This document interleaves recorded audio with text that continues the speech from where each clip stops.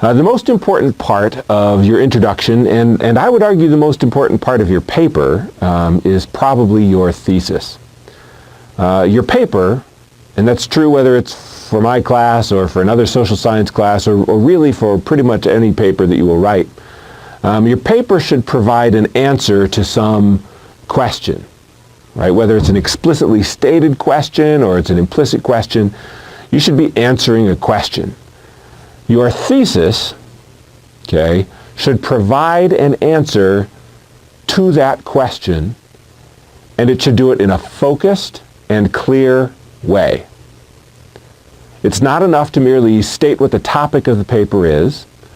The thesis should really give away the ending, right? It should give all the information away right up front. After I read your thesis, I should know what the rest of your paper is going to say. I should know what conclusions you will arrive at. There should be no surprises after I read your thesis, except maybe how masterful and brilliant your writing is. So let's look at a couple of examples to see what we're talking about. So here's an example of an inadequate or inappropriate thesis. The question of media violence is important and deserves attention. Now, a broad generalization like this might play some role in an introduction when you're trying to justify your topic, but note that this provides no real information about the paper itself. After I read this, I kind of know the topic, but that's all I know, and that's just not enough. Okay, let's take a look at another still problematic thesis statement. This paper examines the question of whether violent video games contribute to aggression by exploring research that has investigated the topic using experiments and surveys. Now, I get these all the time as an instructor, and people are excited. They're like, it's not just the topic, it says how I'm going to analyze the topic, and that's fine, but it doesn't go far enough. Okay, it does identify the topic. Good, we're looking at the question of whether violent video games contribute to aggression. We do know kind of the approach that's going to be taken in the examination of evidence, and that's that they're going to look at experiments and surveys. What we don't know is where that journey is going to take us, and that's a problem. Okay, imagine you're starting off on a journey, and somebody says, okay, here's the map, go on roads, watch for signs, but they don't tell you where you're going. That's absolutely no value, right? That's worthless. What you need to do is tell people where they're going and then tell them how you're going to get there. So let's look at a better example. Playing violent video games leads to an increase in aggressive thoughts, feelings, and intentions. See how clear that is? Okay, it doesn't leave anything up to chance. There's no guesswork involved. We know that the question that's being asked deals with the relationship between violent video games and an increase in aggression, and most importantly, we know what the conclusions of this investigation will be.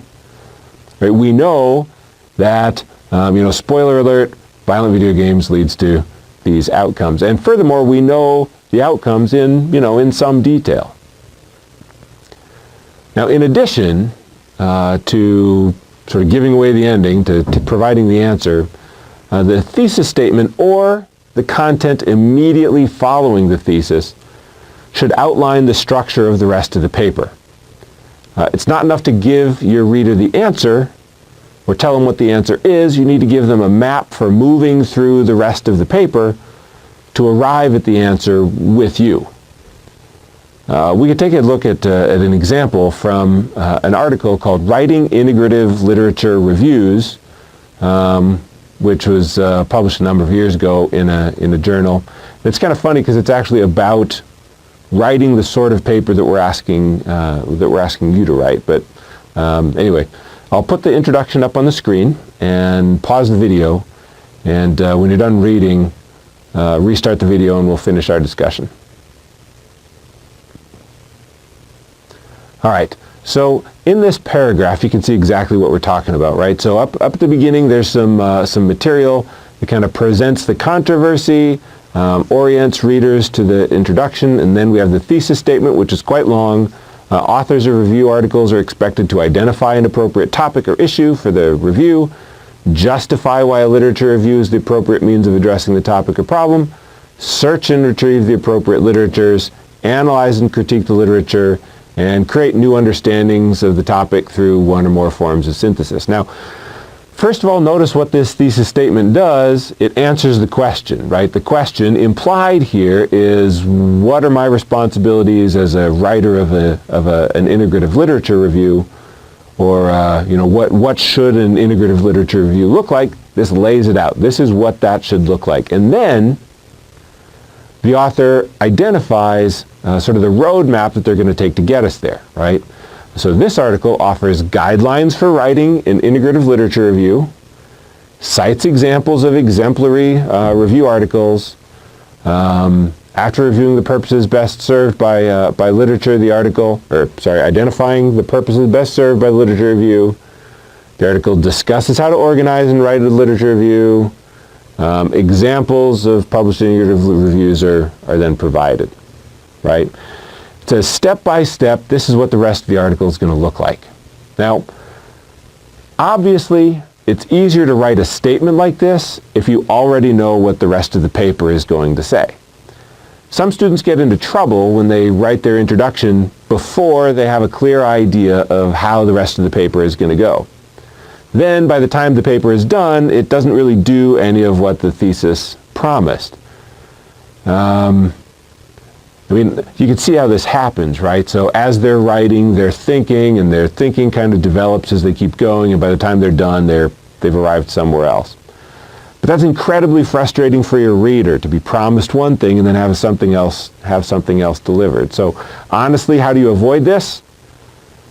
Well, you write your paper first. Then you write your thesis statement.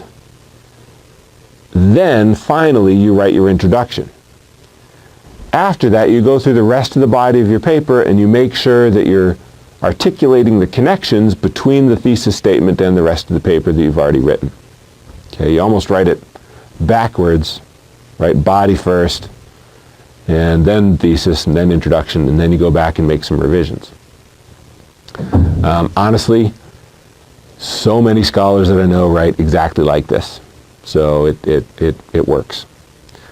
So again, just to recap, the introduction needs to be short and to the point, and the point is to prepare for and present the thesis.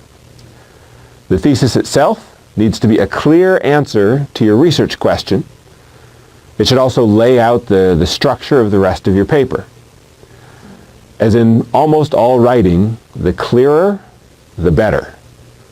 Your readers will thank you, and your writing will be good.